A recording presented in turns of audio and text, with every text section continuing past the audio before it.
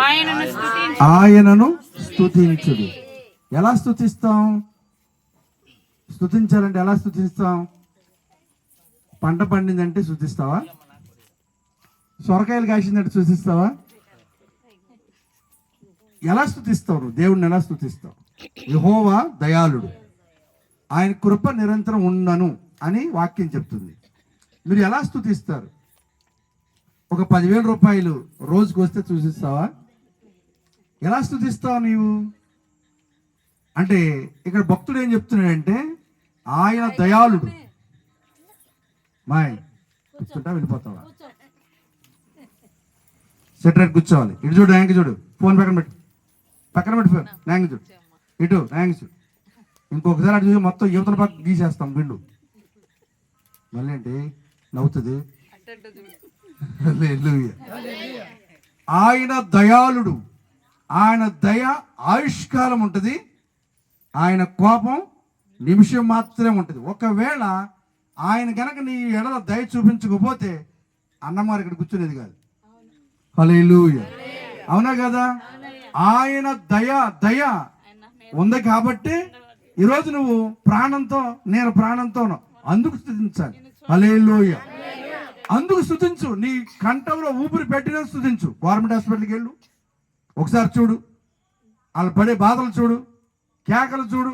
ఒకటి కాలిపోయి, ఒకటి చెయ్యిపోయి, ఒకటి పీకలు పోయి, అక్కడ రోజుకోకి ఎన్ని ఇబ్బందులు పడుతుంటారు అక్కడ. కానీ దేవుడు మిమ్మల్ని నిలబెట్టాడు, కూర్చోబెట్టాడు అంటే కారణం ఏంటంటే యెహోవా దయాళుడు, ఆయన కృప నిరంతరం ఉంటుంది. ఒకరోజు 2 రోజులు వారం ఉండేది కాదు, ఇది నిరంతరం ప్రక్రియ జరిగేటువంటి విషయం ఇది. అందుకని దైవజనుడు మరి ఈ వాక్యం పెట్టడం నాకు ఆలోచిస్తుంది, నాకు తెలియదు, కానీ ఏం చెప్తుంది? ఆయన కృప నిరంతరం ఉంటుంది. నిన్న నేడు ఏకరీతిగా ఆయన ఉండే దేవుడు. ఒకరోజు ఉండి వెళ్ళిపోయే దేవుడు కాదు,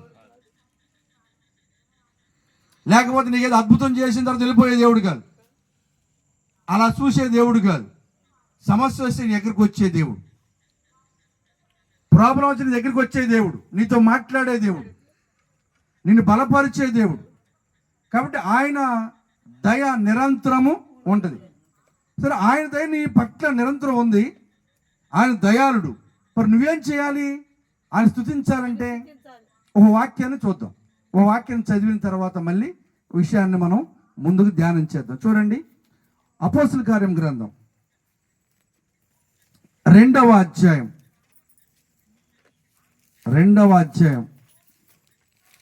21వ వచనాన్ని చదువుదాం. 2:21. అప్పుడు ప్రభువు నామమును బట్టి ప్రార్థన చేయవారందరూ చూసావా? ఆయన దయ ఎలా ఉంటుందంటే మొట్టమొదటిగా నువ్వు చేయాల్సింది ఏంటంటే ప్రార్థన. ఆయన ఎడల దయ చూపించాలి అంటే నువ్వు చేయాల్సింది మొట్టమొదటి పని ఏంటంటే ప్రార్థన. ఏ వ్యక్తి అయితే ప్రార్థన ద్వారా ప్రార్థన చేస్తాడో ఆ వ్యక్తి రక్షించబడతాడు. హల్లెలూయా. నువ్వు చేయాల్సింది ప్రార్థన, కానీ ఊరోడ్లను జరగడం, వచ్చి కూర్చొని వెళ్ళటం కాదు. ఎప్పుడు స్తుతిస్తావు, ఎప్పుడు ఆరాధిస్తావు అంటే ఒక వ్యక్తి రక్షించబడినప్పుడు, ప్రార్థన ద్వారా రక్షించబడినప్పుడు నీకేం కలుగుద్ది? సంతోషం కలుగుద్ది. అదే వాక్యం చెప్తుంది, ప్రభు నామం బట్టి ప్రార్థన చేయవారందరూ కూడా రక్షించబడతారు. అంటే ఈ కూడికలు ఎందుకు పెట్టారంటే మీ అందరి రక్షణ కోసం, మీ గ్రామ రక్షణాభివృద్ధి కోసం, మీ గ్రామము క్షేమాభివృద్ధి కోసం పెట్టినటువంటి కూడిక. కాబట్టి నీ ఎడల దేవుడు దయ చూపించాలంటే మొట్టమొదటిగా నువ్వు చేయాల్సింది ఏంటంటే ప్రభు నామంలో ప్రార్థన చేయాలి. హల్లెలూయా. అందుకని ఒక భక్తుడు పాట రాశాడు, ప్రార్థన వలనే పయనము, ప్రార్థనే ప్రాకారము, ప్రార్థనే ప్రాధాన్యము, ప్రార్థన లేనిది పరాజయం, ప్రార్థన వలనే పయనము, ప్రార్థనే ప్రాకారము, ప్రార్థన ప్రాధాన్యము. చాలు, ఓకే. ప్రార్థన ద్వారా ఒక మనిషిని మనం ఏం చేయాలి? రక్షించాలి. అంటే దేవుని నామములో ప్రార్థించాలి. అందుకే ఆయన దయాళుడు. ప్రార్థన ద్వారా మనుషులు రక్షించే దేవుడు. అందుకే మీ గ్రామానికి కూడా దేవుడు తీసుకొచ్చాడు. ఏమండి, మరి మిమ్మల్ని ఇంతమందిని ఇక్కడ సమకూర్చడానికి మీరు ఏదో మీకు డబ్బులు ఇచ్చారా? ఏమన్నా మీకు మంచాలు వేసారా? పొరుపులు వేసారా? ఎందుకు వచ్చారు మీరు? దేవుణ్ణి స్తుతించడానికి. కాబట్టి ప్రభు నామములో ప్రార్థన చేయాలి. ఒక వ్యక్తి రక్షించబడాలంటే కావలసింది మస్ట్ అండ్ షుడ్గా ప్రార్థన. మరి ప్రార్థన చేస్తేనే రక్షించబడతారు, కానీ ఏదో వచ్చేళ్ళిపోతే రక్షించబడరు. సంఘం కట్టబడాలంటే ఏం చేయాలి? ప్రార్థనే. 1వ అధ్యాయం 14వ వాక్యంలో చదివితే అపోస్తలుల కార్యంలో వాళ్ళు ఏక మనస్సుతో ఎడతెగక ప్రార్థించారు. హల్లెలూయా. 1వ అధ్యాయం 14వ వాక్యంలో మనం చదివితే అక్కడ చాలా మంది ఉన్నారు. వారందరూ కలిసి వీరితో కూడా కొందరు స్త్రీలు. ఎవరున్నారంట? స్త్రీలు. అమ్మా, ఎవరున్నారు? స్త్రీలు ఏం చేయాలి? ప్రార్థన చేయాలి. అంతేనా? స్త్రీలు ప్రార్థన చేయాలి. పురుషుడు ఏం చేయాలి? 2 చేతులు ఎత్తి ప్రార్థన చేయాలి. హల్లెలూయా. అది దేవుని వాక్యం చెప్తుంది. స్త్రీలు ప్రార్థన చేయాలి, పురుషుడు ప్రతి స్థలంలో 2 చేతులు ఎత్తి ప్రార్థన చేయాలి. ప్రార్థన ద్వారా కట్టబడితే ఆ కుటుంబం అయినా, ఆ వ్యక్తిగత జీవితం అయినా, సంఘమైనా పొరపాటు చెదిరిపోదు. హల్లెలూయా. ప్రార్థన అనే పునాది మీద నువ్వు కట్టబడాలి. ప్రార్థన అనే పునాది మీదగా నువ్వు కట్టబడితే, ప్రార్థన అంటే ఏంటి అసలు? అంటే దేవునితో మాట్లాడాలి. ఏం మాట్లాడతావు నువ్వు? దేవా నన్ను అగ్గది ఇగాలు అడుగుతావా? కాదు. నీ అంతరంగానికి వచ్చి దేవుడు మాట్లాడాలి. నీ కుటుంబ బిడ్డలు ఉన్నారు, నీ బిడ్డలందరూ దేవుని సన్నిధిలో కనపడాలని ప్రార్థించుకోవాలి. నీ బిడ్డ రక్షించబడాలని ప్రార్థించుకోవాలి. అలాగా ప్రార్థన చేసినప్పుడు, ప్రార్థన అనే పునాది మీద నువ్వు కట్టబడితే ఎన్ని తుఫాన్లు వచ్చినా అవి పడిపోదు. ఎందుకు? యేసు ప్రభు చెప్పాడు. ఏం చెప్పాడు? ఒకడు ఇల్లు దేని మీద కడతాడంటే పునాది మీద కడతాడా, ఇసుక మీద కడతాడా? ఇసుక మీద కడితే ఏమైంది? కూలిపోద్ది. అదే పునాది మీద కడితే అది. అందుకని నువ్వు ప్రార్థన అనే పునాది మీద కట్టబడాలి. ప్రార్థన ద్వారా నువ్వు ప్రజలను రక్షించాలి. అందుకని దేవుని వాక్యం ఏం చెప్తుంది? వారును కొంతమంది స్త్రీలను యేసు తల్లి అయిన మరియ, అంటే యేసు తల్లికి కూడా ఏం కావాల్సి వచ్చినప్పుడు? ప్రార్థన కావాలి. మరి నీకు కావాలి. మస్ట్ అండ్ షుడ్గా యేసు ప్రభు తల్లి కూడా వచ్చి కూర్చుంది. ఏంటి? ప్రార్థనలో. ఆమె ఇంట్లో కూర్చోవచ్చు కదా, యేసు ప్రభు తల్లి కదా, ఇంట్లో ఉండొచ్చు. ఎందుకు ప్రార్థన చేసింది? యేసు ప్రభు తల్లి కూడా ప్రార్థన, మరియకు కూడా ప్రార్థన కావాల్సి వచ్చింది. యేసు తల్లి మరియయు ఆయన సహోదరులను. ఎవరు సహోదరులు? యేసు ప్రభు సహోదరులు కూడా వచ్చేసారు. ఎక్కడికి? ప్రార్థనలో. ఇప్పుడు మనం ఉన్నాం అనుకో, మన అమ్మాయి ఏం చేస్తే బిస్కెట్లు తింటది, అదేనా? కాలు జోపుద్ది, కాసేపు నీ మీద పెడుద్ది. కాబట్టి బిహేవియర్, నీ పిల్లల్ని సరిగ్గా పెంచుకోవటే విషయంలో నువ్వు జాగ్రత్త పడాలి. ప్రార్థన ద్వారా పెంచాలి పిల్లల్ని. అంతేగాని ఇలా కూర్చోబెట్టాను, ఆ పిల్ల బైబిల్ ఏది, ఆ పిల్ల జుట్టు ఏది, అదా సినిమా యాక్టర్లాగా ఉందామా? సార్ నవ్వమ్మా. అమ్మో, అంటే మాకు తెలిసిన వాళ్ళు, మా వాళ్ళు కాబట్టి అన్నా. హల్లెలూయా. కాబట్టి మనం పిల్లలు పెంచే విషయంలో అవ్వచ్చు, పెద్దోళ్ళని పెంచే విషయంలో అవ్వచ్చు. ఎట్లా ఉండాలి? వాళ్ళే ఉంటారులే అని అనుకున్నావు అనుకో, నువ్వు డిస్టర్బ్ అయిపోతావు పక్కన కూర్చొని. ఆ వాసన నీకు వస్తుంది, పోయి ఆ బిస్కెట్ వాసన. ప్రార్థన ద్వారా మనం రక్షించాలి. ఎవరెవరు వచ్చారు? యేసు ప్రభు తల్లి, యేసు ప్రభు శిష్యులు, అన్నదమ్ములు, ఇంకెవరు వచ్చారు? స్త్రీలను. వాళ్ళందరూ కలిసి ఏక మనస్సుతో ఎడతెగక ప్రార్థించారు. నువ్వు సంఘం కట్టబడాలంటే మొట్టమొదటిగా చేయాల్సిన పని ఏంటంటే ఏక మనస్సు కావాలి. ఏం చేయాలి? ఏక మనస్సు కావాలి. నీవు ఉన్నావు అనుకో, నీ పక్కింటి ఆమెను తీసుకురావాలి. నువ్వు ఒక్కదాని బ్యాగ్ వేసుకుని ఇలా వచ్చే చెట్ట, నీ పక్కింటి ఆమెను తీసుకురావాలి. తీసుకొచ్చి, అమ్మాయి యేసు ప్రభు ప్రార్థన సుధారణ జరుగుతుంది, రాని తీసుకురావాలి. ఆ రండి అనకూడదు, కొట్టని తీసుకురావాలి. హల్లెలూయా. మళ్ళీ కొట్టబోతే సరే. హల్లెలూయా. ఓకే. కాబట్టి ఏం చేయాలి? ఏక మనస్సుతో ఎడతెగక ప్రార్థన చేయాలి. ప్రార్థన ద్వారా కట్టబడాలి సంఘం. అంటే ఏం చేయాలి? మోకరిస్తే ప్రార్థన చేసినట్టేనా? ఏమండి, మోకరిస్తే ప్రార్థన చేసినట్టేనా? మోకరిస్తే ప్రార్థన చేసిన మోకరించి ప్రార్థన చేయాలి. హల్లెలూయా. అప్పుడు నీ సంఘం కట్టబడుతుంది. సంఘంలో ఉన్న బిడ్డలు ఏం చేయాలి? ఇంకో విషయం చదువు. మనం ఏం చేద్దాం? రెండో విషయంలో 43 నుంచి చదువు. 2:43 నుంచి చదువుదాం. 2-3 వాక్యాలు చదివి ఇలా దైవజనులు అప్పగిస్తాం. అప్పుడు ప్రతివానికిని భయము కలుగును. ఎందుకు భయం కలిగింది వీళ్ళకి? సంఘం విస్తరించబడుతుంది, సంఘం క్షేమాభివృద్ధి కలుగుతుంది, సంఘంలో మనుషులు చేర్చబడుతున్నారు, సంఘంలో 3000 మంది చేర్చబడ్డారు, సంఘంలో సూచక్రియలు జరిగినాయి. కొంతమంది దొంగలు మారారు, అబద్ధికులు మారారు, కొంతమంది యేసుప్రభు మాకు కావాలని బాప్తిసాలు తీసుకున్నారు. ఆ విషయాలు చూసి కొంతమందికి ఏమొచ్చింది? భయం వచ్చింది. అప్పుడు కొంతమందికి ఏం కలిగింది? భయం కలిగాను. మరియు అనేక మహత్కార్యాలు జరిగినాయి, సూచక క్రియలను అపోస్తుల ద్వారా జరిగినాయి. కాబట్టి గ్రామస్తులందరికి ఏమొచ్చేసింది? భయం వచ్చేసింది. నీకు అర్థమైంది? ఇప్పుడు నువ్వేం చేయాలి? భయపడతావు? భయపడకుండా ఉండాలా? అమ్మో అని భయపడకూడదు. ఏం చేయాలి? యేసుప్రభు ఉన్నాడుగా మనకి. కాబట్టి ఏం చేయాలి? ప్రజలను తోడుకుని రావాలి. ఆమె ఏంటి కొడుతుంది అంటుందా? కొట్టదులే, చాక్లెట్ ఇచ్చి తీసుకురా. హల్లెలూయా. తర్వాత ఏం జరిగింది చదవండి. విశ్వసించిన వారందరూ ఏకముగా కూడి తనకు కలిగిందంతయు సమిష్టిగా ఉంచుకొని వారు తమ చరాస్తులను అందరికి వారి వారి అక్కర కొలది పంచిపెట్టిరి.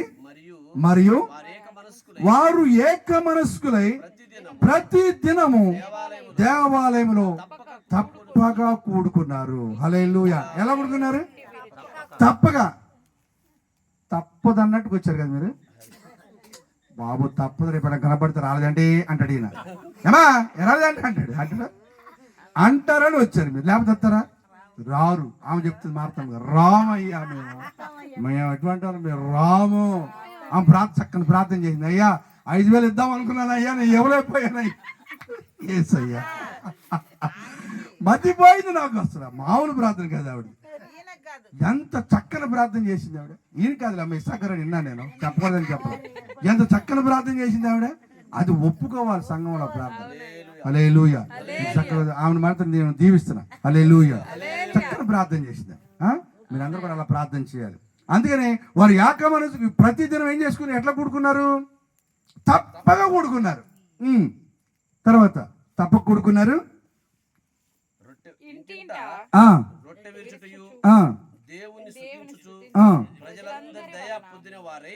ప్రజలందరి వలన దయ పొందిన వారై ఆనందముతోను నిష్కపటమైన హృదయముతోను ఆహారం పుచ్చుకున్నారు. ఏం చేయాలి? సంఘం ఏం చేయాలి?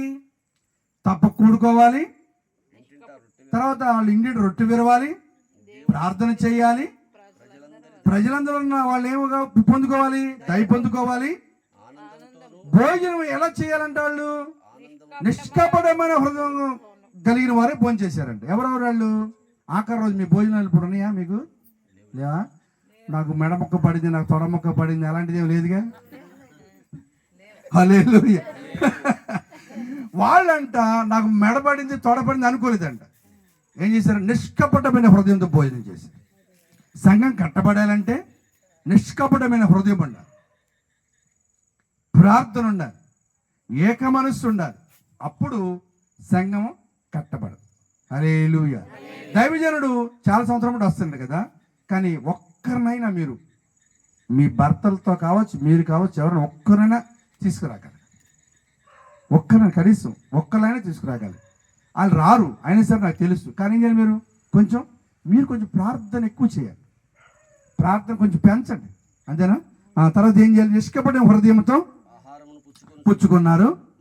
మరియు ప్రభు రక్షణ పొందుతున్న వారిని అనుదినము చేర్చాలి. హల్లెలూయా. ఏం చేయాలి? రక్షించబడిన వారిని మీరు సంఘములో చేర్చాలి.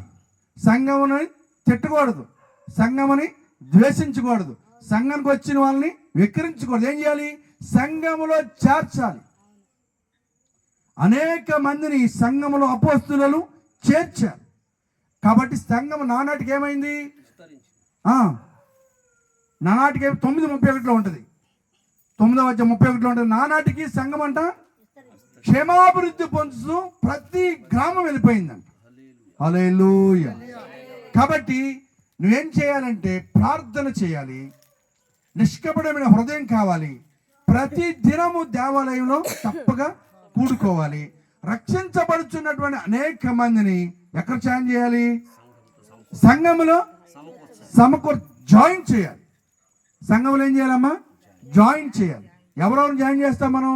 రక్షించబడిన వారిని ఏం చేయాలి? సంఘంలో. అప్పుడు చేస్తే ఏం జరుగుద్ది? 9:31 ఏముంటది? లాస్ట్గా 9:31 ఏముంటది?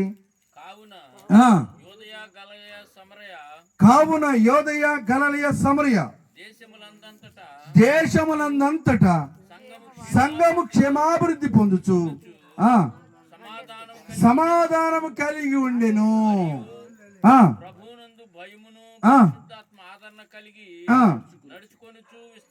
విస్తరించుచుండెను. ఎప్పుడు? ప్రార్థించటం వలన, నిష్కపటమైన హృదయం కలిగి ఉండటం వలన, ప్రతిదినము దేవాలయాన్ని కూడుకోవడం వలన, అనేక మందిని సంఘంలో చేర్చడం వలన సంఘం ఏమైంది? ఇప్పుడు విస్తరించింది. హల్లెలూయా. దినదినము విస్తరించి ఏ దేశం వెళ్ళిపోయింది? ప్రతి దేశం వెళ్ళిపోయింది. ఆ సంఘము ఎలా ప్రార్థన చేస్తుంది తెలుసా? ఆసక్తితో ప్రార్థన చేస్తుంది. 12వ అధ్యాయంలో చూస్తే మనము పేతురు జైల్లో ఉంటే ఎవరు ప్రార్థన చేశారు? సంఘము ఎలా చేసింది? ఆసక్తితో ప్రార్థన చేసింది, అత్యాసక్తితో ప్రార్థన చేసింది. ఇక్కడ మన విషయాన్ని నేర్చుకోవాలి. ఒకటి, ఆసక్తి ఉండాలి, భారం ఉండాలి, బాధ్యత ఉండాలి.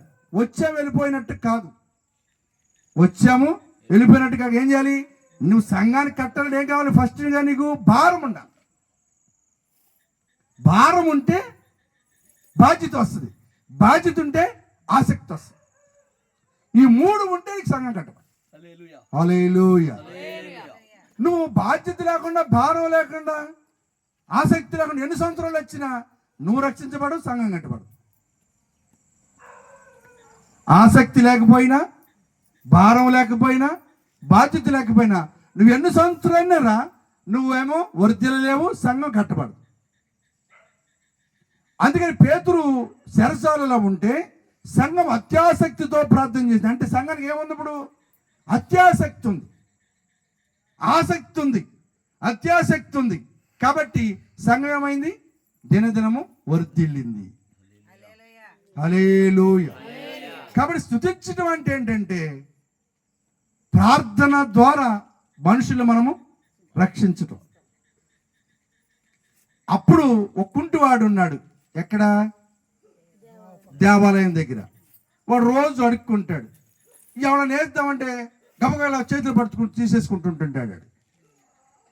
శృంగారమైన దేవాలయం దగ్గర ఉన్నాడు. అక్కడ పేతురు యోహానులు వెళ్తున్నారు. వాళ్ళిద్దరూ వెళ్తుంటే వాడేం చూశాడు, ఏమో దొరుకుద్దేమో అనుకున్నారు. ఆ కాలంలో బంగారం, వెండి వేసేవాడు, డబ్బు కూడా వేసేవాడు. వాడు చూస్తున్నాడు, ఏమైనా దొరుకుద్దాం అత్యాసక్తి చూస్తున్నాడు. వీళ్ళు ఏమన్నారంటే, వెండి బంగారం మా దగ్గర లేవు, కానీ మాకు కలిగింది మీకు ఇస్తామని చెప్పారు. ఏం చెప్పారు? ఏమి ఇచ్చారు అంటే, యేసు నామములో నడవమని చెప్పారు. వాడు కాళ్ళలో బలము పొందుకుని స్తుతించుచు ఆరాధించుచు దేవాలయంలోకి వెళ్ళాడని రాసి ఉంటుంది. హల్లెలూయా. అది మనం 3వ అధ్యాయంలో చూస్తాం. 7వ వచనంలో, 3వ అధ్యాయం 7వ వచనం మనం చూస్తాం. అది ఎవరు? ఒక పుట్టుకుంటివాడు దేవాలయం దగ్గర ఉండి అడుక్కునేటువంటి వాడు. ఏమయ్యాడు అతను? వచనం చదివితే అర్థమైంది మీకు. 7వ వచనం చదివి 3:7లో వాడు కుడి చేతి వెంటనే పాదములను చీలమండులను బలము పొందెను. వాడు దిగ్గున లేచి నిలిచి నడుచుచు దేవుని స్తుతించుచు వారితో కూడా దేవలోకి వెళ్ళాను. వాడు స్తుతించుచు దేవునిని ప్రజలందరినీ చూచిరి. చూసారా ఏం చేశాడు అతను? దేవుని ఏం చేశాడు? స్తుతించాడు. స్వస్థత పొందుగా ఇంటికి వెళ్ళాడా? ఎక్కడికి వెళ్ళి ఏం చేశాడు? దేవాలయాలకు వెళ్ళి దేవుణ్ణి స్తుతించాడు. అందుకే స్తుతి ఆరాధన పండుగలు. హల్లెలూయా. అర్థమైందా? స్తుతి ఆరాధన పండుగ ఎందుకు పెట్టాడంటే నీకు మేలు జరిగినప్పుడు ఏం చేయాలి? దేవాలయానికి వెళ్ళి స్తుతించు. ఆ కుంటుడు ఏం చేశాడు? బలము పొందుకొని ఆ బలం ద్వారా దేవుని స్తుతించుచు గంతులు వేయచ్చు దేవుని మందిరంలోకి వెళ్ళి ఏం చేశాడు? వాడు స్తుతించుచు దేవునిని స్తుతించుచు ప్రజలందరూ చూశారంట. వాళ్ళందరూ విస్మయం పొందారు. హల్లెలూయా. నీకు దేవుడు చేసిన కార్యం బట్టి మనం ఏం చేయాలంటే దేవుణ్ణి స్తుతించాలి. పౌలు శీలలు కూడా రాత్రంతా స్తుతించినప్పుడు బంధకాలను ఏమైపోయినాయి? తెగిపోయి. స్తుతి నీ జీవితాన్ని మార్చేస్తుంది. స్తుతి నీ బంధకాలు తెంపేస్తుంది. స్తుతి సంఘాన్ని విస్తరింపజేస్తుంది. స్తుతి నీ జీవితాన్ని కడుతుంది. స్తుతి నీ భవిష్యత్తుని కడుతుంది. స్తుతి నీ కుటుంబాన్ని కడుతుంది. స్తుతి నీ బిడ్డల జీవితాన్ని కడుతుంది. స్తుతి నీకు పొళ్ళు కూడా ఇస్తుంది. హల్లెలూయా. ఓ పొన్ను పోయింది కదా, రెండోది కూడా ఇస్తాడు దేవుడు. హల్లెలూయా. మంచి స్టార్ అయిపోద్ది ఆవిడ. పాట పాడమంటే అంటది, మామూలుగా పాడదు. పాట పాడమంటే దుమ్ము లేచుతాను. ఇక మైక్ పెట్టిస్తే పెద్దలు కూడా సార్ అటు పాడదు. అలర చేయాలి, మామూలుగా ఉండదు.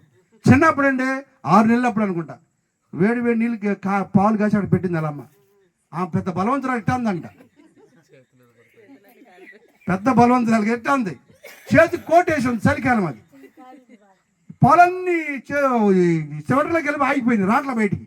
కాసేపు చూస్తే ఇక మొత్తం అంతా మాడిపోయింది. చేతితో సరిచి అందరికి చూపించామే. అది అదే దాదాపుగా 50, 60 వేలు, 70 వేల రూపాయలు ఖర్చింది ఆ చేయికి.